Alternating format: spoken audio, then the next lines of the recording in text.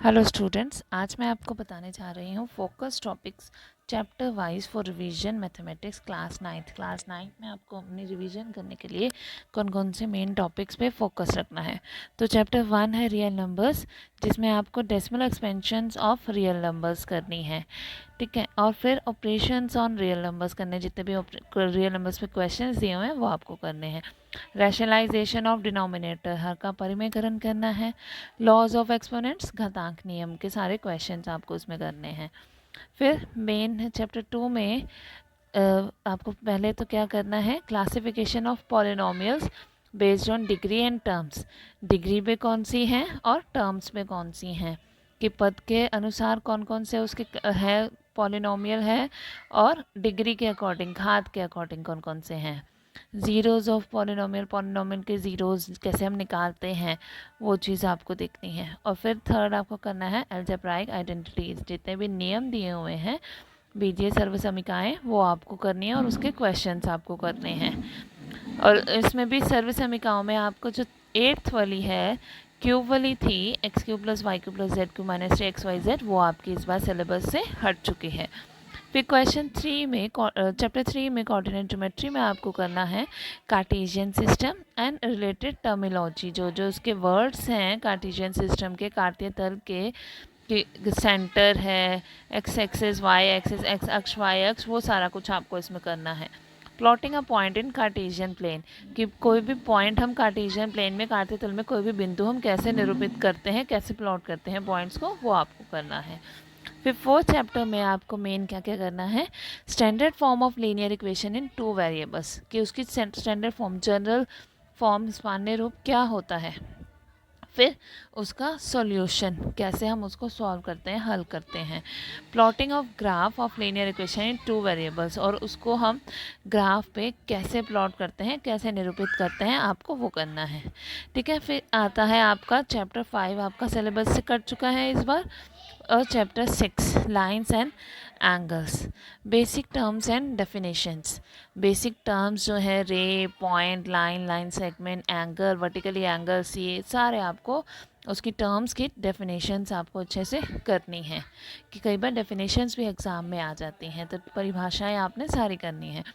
फिर आपको मेन इसमें 2 थ्योरम्स करनी है, कि if 2 lines intersect vertically opposite angles are equal, कि अगर 2 लाइन्स एक दूसरे को काटती हैं, प्रतिच्छेद करती हैं, तो उनके जो शीर्षाभिमुख कोण होते हैं वो बराबर होते हैं, वर्टिकली अपोजिट एंगल्स इक्वल होते हैं। और नेक्स्ट थ्योरम उसका आपको प्रूफ करना है, the sum of the angles of a triangle is 180 degree, angle में ट्राइंगल का सम क्या है, 180 डिग्री है। फिर आपको चैप्टर 7 में, और इनसे रिलेटेड आपको इनके क्वेश्चंस भी करने हैं, ठीक है।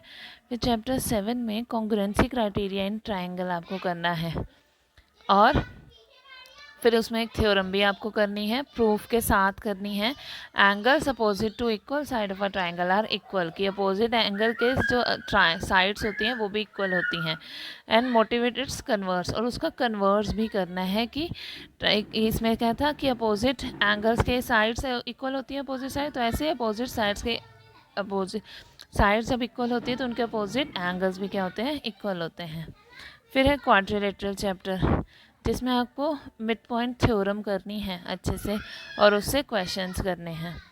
फिर chapter number 10, proof equal chords of a circle subtend equal angles at the centre and motivates converse, के इक्वल जो कॉर्ड्स हैं वो सेंटर पे इक्वल एंगल बनाती हैं, वो आपको उसका प्रूफ अच्छे से करना है, और उसका कन्वर्स का भी करना है। Explanation of all other theorems without proof, बाकी जो थ्योरम्स है वो करनी है पर विदाउट प्रूफ करनी है, प्रूफ आपको सिर्फ एक थ्योरम इसका करना है। और साइक्लिक क्वाड्रिलेटरल जितने भी हैं वो कैसे उनके क्वेश्चंस हम सॉल्व करते हैं। फिर आता है, और इसमें आपका चैप्टर 9 भी बेटा कर चुका है। फिर चैप्टर 11 की टर्न आती है कंस्ट्रक्शन, जिसमें आपको पहले करना है construction of perpendicular bisector and angle bisector, की परपेंडिकुलर बाइसेक्टर का कंस्ट्रक्ट कैसे करते हैं किसी भी लाइन सेगमेंट का, और एंगल बाइसेक्टर कैसे करते हैं। फिर construction of different angles using scale and compass, scale और कंपास से डिफरेंट एंगल्स का कैसे कंस्ट्रक्शन किया जाता है। Construction of triangle when it's one base length, one base angle and sum of other 2 sides is given, जब एक base length आधार given हो, उसका एक हमें एक कोण दिया होगा और उन बाकी दोनों भुजाओं का जोड़ दिया हो, वो चीज़ हमें करनी है। फिर construction of triangle when it's two one base length one base angle and difference of other two sides is given, और बाकी दोनों भुजाओं का अंतर दिया होगा, वो वाला त्रिभुज हमें बनाना है। फिर 12वां चैप्टर है हिरोन्स फार्मूला, हिरोन का सूत्र, जिसमें आपको area of triangle by Heron's formula करना है कि जितने भी ट्राइंगल वाले क्वेश्चन हैं वो आपको सारे करने हैं, क्वाड्रिलेटरल वाला पोर्शन इसमें आपको नहीं करना है। फिर chapter 13 surface areas and volumes, उसमें आपको वो चैप्टर पूरा ही करना है अच्छे से। Surface area of cube, cuboid, cone, cylinder, sphere and hemisphere करना है। ऐसे ही उनका वॉल्यूम भी करना है, volume of cube, cuboid, cone, cylinder, sphere and hemisphere. ये आपको पूरा चैप्टर अच्छे से करना है। फिर आती है बारी चैप्टर 14 की, उसमें क्या है स्टैटिस्टिक्स, फ्रीक्वेंसी डिस्ट्रीब्यूशन टेबल, बारंबारता बंटन सारणी करनी है, और आपको बार ग्राफ बनाना, दंडालेख बनाना है। उसके अलावा आपको और कुछ नहीं करना है इसमें। फिर है प्रोबेबिलिटी, प्रायिकता में explanation of terms related to probability, प्रायिकता से उससे रिलेटेड जो टर्म्स हैं वो आपको करनी है अच्छे से, कि फेवरेबल टर्म्स, टोटल आउटकम्स वो क्या हैं, उनकी एक्सप्लेनेशन आनी चाहिए आपको। Conditions related to probability, probability से कौन कौन सी कंडीशंस हैं वो आपको करनी है, और क्वेश्चंस उसके करते हैं आपको। तो चैप्टर 5 और chapter 9 are not included in the syllabus for the session 2020-2021, सिर्फ 2020-2021 के लिए ही ये दोनों चैप्टर्स हटे हैं यहाँ सिलेबस से। फिर आपके लिए कुछ टिप्स हैं यहाँ पे, make a chart of the formulas chapter wise जितने भी फॉर्मूलाज हैं उसका एक चार्ट बना लीजिए with headings and read them daily till the board exam, कि जब तक फाइनल एग्ज़ाम ना हो जाए तब तक उनके सारे फॉर्मूलेज हर चैप्टर वाइज हेडिंग के साथ आप एक चार्ट पे लिख लें और अपने घर में कहीं पे भी वॉल पे लगा लें, कि जिससे आपको वो दिखते रहें आते जाते, और रोज़ रोज़ को डेली रीड करें। It's an easy way to have these formulas on tips, तो ये जो सारे नियम होंगे वो हमें टिप्स पे हो जाएंगे, एकदम याद हो जाएंगे अच्छी तरीके से।